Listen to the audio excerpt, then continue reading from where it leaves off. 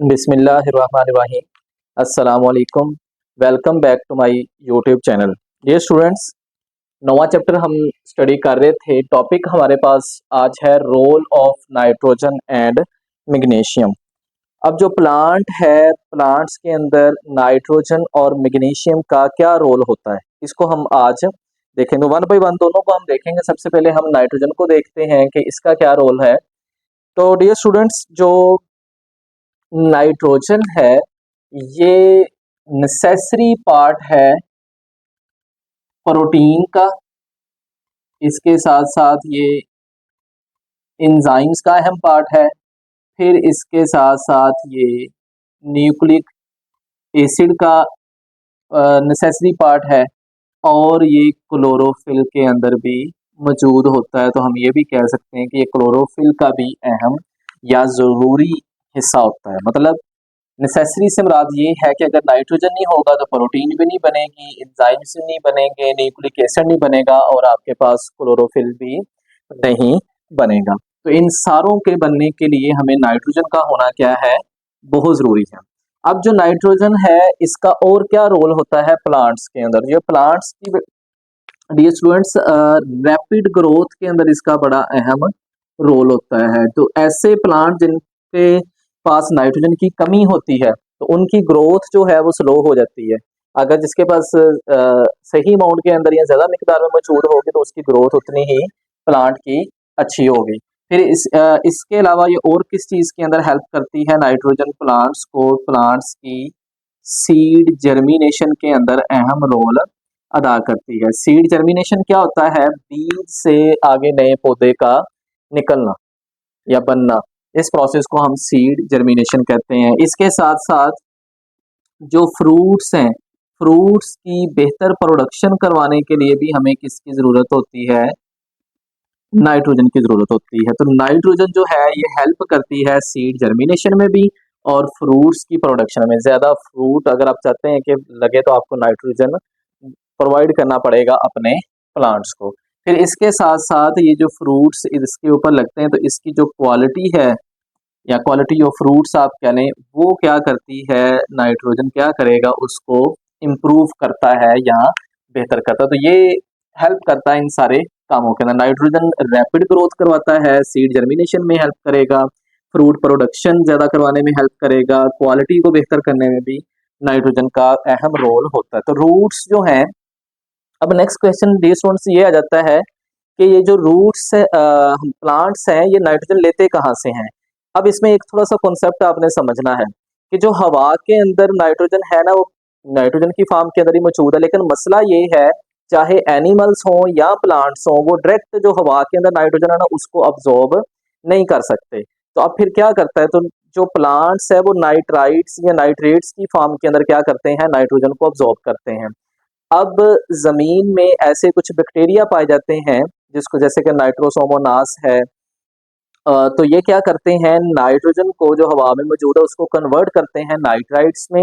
फिर नाइट्रोबैक्टर एक बैक्टीरिया होता है, वो नाइट्राइट्स को कन्वर्ट करेगा किसके अंदर, नाइट्रेट्स में। और फिर नाइट्रेट्स की फॉर्म में प्लांट्स की जो रूट्स हैं वो जमीन से नाइट्रोजन को क्या करेंगी, अब्जॉर्ब। तो ये आपने याद रखना है, पौधे जो हैं वो जमीन से, सोयल से नाइट्रोजन को जो अब्जॉर्ब करते हैं वो किस फॉर्म में करेंगे, नाइट्रेट्स की फॉर्म में अब्जॉर्ब करेंगे। तो root absorbs nitrogen in the form of nitrates. Next हमारे पास आ जाएगा, अगर इसकी डेफिशिएंसी हो जाए, अगर किसी प्लांट में, पौधे में इसकी कमी हो जाती है, नाइट्रोजन उससे नहीं पूरा मिलता, तो फिर उसमें क्या क्या मसले आएंगे, इसको हम डिस्कस कर लेते हैं। सबसे पहले तो जो सबसे पहला इम्पैक्ट आएगा वो इसकी प्लांट की ग्रोथ के ऊपर आएगा। प्लांट की जो ग्रोथ है वो सही तरह से नहीं हो पाएगी। फिर इसके साथ साथ प्लांट की जो लीव्स हैं इनके अंदर क्लोरोफिल की तादाद भी क्या होना शुरू हो जाएगी, कम हो जाएगी। जब क्लोरोफिल कम होंगे तो लीव्स का कलर क्या हो जाएगा, येलो हो जाएगा, या ये येलो होने की तरफ चले जाएंगे। और लीव्स का येलो हो जाना, इसको हम एक नाम देते हैं, इसको हम नाम देते हैं क्लोरोसिस। तो डी स्टूडेंट्स, ये आपने, ये जो क्लोरोसिस की डेफिनेशन भी पूछी जाती है मुख्तलिफ जगहों पर, तो इसको आपने याद रखना है। क्लोरोसिस किसे कहते हैं? क्लोरोसिस बेसिकली जब नाइट्रोजन की डेफिशिएंसी होती है प्लांट में तो क्लोरोफिल की कमी हो जाती है। जब क्लोरोफिल की कमी होती है तो जो आप पत्ते हैं प्लांट के वो क्या हो जाएंगे? येलो, जर्द होना शुरू हो जाएंगे। और इस कंडीशन को फिर हम क्या नाम देते हैं जिसमें पत्ते येलो हो जाएं या जिसके अंदर क्लोरोफिल की कमी हो जाए, इसको हम बोलते हैं क्लोरोसिस का नाम देते हैं। तो ये हमारे पास ये स्टूडेंट्स नाइट्रोजन कंप्लीट हो गया। अब जो दूसरा हमारे पास एलिमेंट है ये है जी मैग्नीशियम। अब मैग्नीशियम की अगर हम बात करते हैं तो मैग्नीशियम क्लोरोफिल का बड़ा अहम रोल है, या आप ये भी कह सकते हैं कि मैग्नीशियम सेंट्रल एटम होता है किसका? क्लोरोफिल का। तो ये क्लोरोफिल को बनने में जो अहम रोल है, सेंट्रल जो पार्ट है वो किसका है? मैग्नीशियम का है। अच्छा, अब मैग्नीशियम क्या करेगा? मैग्नीशियम का एक काम तो ये होता है कि ये इंजाइम्स को क्या करता है? एक्टिवेट करता है। इंजाइम को एक्टिव, जितने ही ज्यादा इंजाइम एक्टिवेट होंगे उतने ही आपकी बॉडी के अंदर होने वाले या प्लांट्स की बॉडी के अंदर होने वाले जितने केमिकल रिएक्शंस हैं वो क्या होंगे? बेहतर तरीके से होंगे, ज्यादा तेजी के साथ ज्यादा स्पीड अप होंगे। इसके साथ साथ जो मैग्नीशियम है वो प्लांट को हेल्प करेगा। एक तो ये इसमें हेल्प करेगा सीड जर्मिनेशन में। जैसे मैंने आपको पहले भी बताया कि सीड जर्मिनेशन क्या है? सीड से या बीज से नए पौधे का निकलना, इसको हम सीड जर्मिनेशन में ये हेल्प करेगा मैग्नीशियम। और इसके साथ साथ ये फ्रूट प्रोडक्शन करवाने में या फ्रूट प्रोडक्शन ज़्यादा करवाने में भी इसका अहम रोल होता है, उसमें भी ये हेल्प करेगा प्लांट की।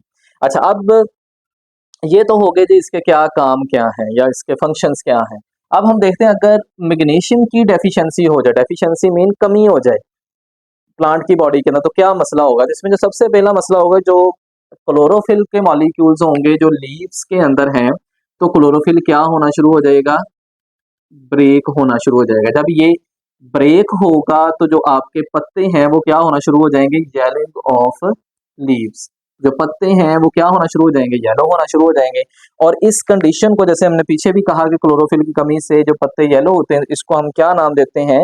इसको हम नाम देते हैं क्लोरोसिस का नाम देते हैं। तो इसके अंदर भी ये क्लोरोसिस वाला फिनोमिना होता है अगर मैग्नीशियम की क्या होगी? डेफिशिएंसी होगी। अच्छा, अब इसमें एक चीज और, अगर लंबे अरसे के लिए मैग्नीशियम की डेफिशिएंसी हो जाए प्लांट्स की बॉडी के अंदर, तो फिर क्या होगा? फिर लीव्स जो हैं वो पौधे से उतर जाएंगे। तो वो क्या कर जाएंगे? ड्रॉप कर जाते हैं। तो ये आपने एमसीक्यूज के तौर पर याद रखना है। अगर लंबे अरसे तक डेफिशिएंसी चलती रहे मैग्नीशियम की प्लांट्स की बॉडी के अंदर, तो पत्ते क्या कर जाते हैं? ड्रॉप हो जाएंगे, गिर जाएंगे। अच्छा, फिर इसमें दो आपने नोट्स जो याद रखने हैं वो ये, जो कार्निवोरस प्लांट्स होते हैं, पहले तो समझ लें डियर स्टूडेंट्स के कार्निवोरस प्लांट्स होते क्या हैं। कार्निवोरस प्लांट्स वो होते हैं जो कि गोश्त खोर होते हैं, जो कि मीट को खाते हैं। अब मीट को क्यों खा रहे हैं? अगर थोड़ा सा आप सोचें तो जैसे अभी हमने कहा मीट मतलब प्रोटीन, प्रोटीन के अंदर क्या मौजूद है? नाइट्रोजन। तो अपनी नाइट्रोजन हासिल कहाँ से कर रहे हैं? एनिमल्स को खा के। जो छोटे एनिमल्स होते हैं, स्मॉल एनिमल्स, उनको कार्निवोरस प्लांट्स क्या करेंगे? खाएंगे। जब ये छोटे एनिमल्स को, स्मॉल एनिमल्स को खाएंगे या उनको एज अ फूड के तौर पर लेंगे, तो उसमें से क्या निकलेगा? नाइट्रोजन। तो इस नाइट्रोजन से ये अपनी नाइट्रोजन की जो रिक्वायरमेंट है उसको क्या कर सकते हैं? पूरी कर सकते हैं। तो ये आपने एक शॉर्ट क्वेश्चन में पूछा जा सकता है या एमसीक्यूज में भी, इसको आपने याद रखना। फिर दूसरा नोट ये है कि नाइट्रोजन हो या आपके पास मैग्नीशियम हो, अगर दोनों की कमी हो जाए किसी प्लांट्स के अंदर, तो अब इसकी वजह से क्या होता है? प्लांट्स के अंदर ना दो तरह के लीव्स होते हैं, या आप इस तरह से कह सकेंगे, इसको हम दो हिस्सों में अगर डिवाइड करें, एक आपके पास आगे ओल्ड लीव्स और एक आपके पास आगे यंग लीव्स या यंग स्टेम वगैरह, ये सारी चीजें। अब जो ओल्ड लीव्स हैं वो तो अपना लाइफ स्पैन आप कह रहे हैं कि एक तरह से गुजार चुके हैं, उनकी नियर टू डेथ या उनकी थोड़ी देर के बाद ही उन लीव्स की क्या हो जानी होती है? उन्होंने खत्म हो जाना होता है। तो ये जो, जब नाइट्रोजन और मैग्नीशियम दोनों की कमी हो जाती है ना प्लांट्स के अंदर, तो वो जो थोड़ा बहुत बचा होता है ना नाइट्रोजन और मैग्नीशियम, वो किसको भेज देते हैं? यंग लीव्स को, ताकि वो जिंदा रहें।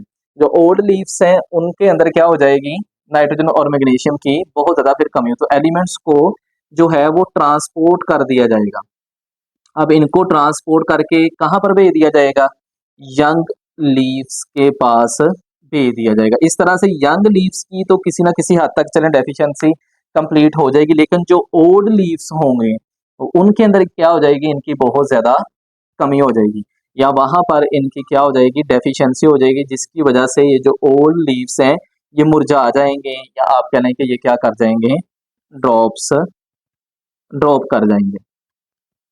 या आप इसमें ये भी कह सकते हैं कि इनमें क्या हो जाएगा, वो क्लोरोसिस वाला, ड्रॉप्स भी हम इसको लिख लेते हैं कि ड्रॉप कर जाएंगे, या फिर ये इसमें क्या फिनोमिना हो जाएगा, क्लोरोसिस। और क्लोरोसिस अभी हम पढ़ गए हैं कि इसमें क्या होता है, येलोइंग ऑफ लीफ, तो ये येलो होना शुरू हो जाएंगे।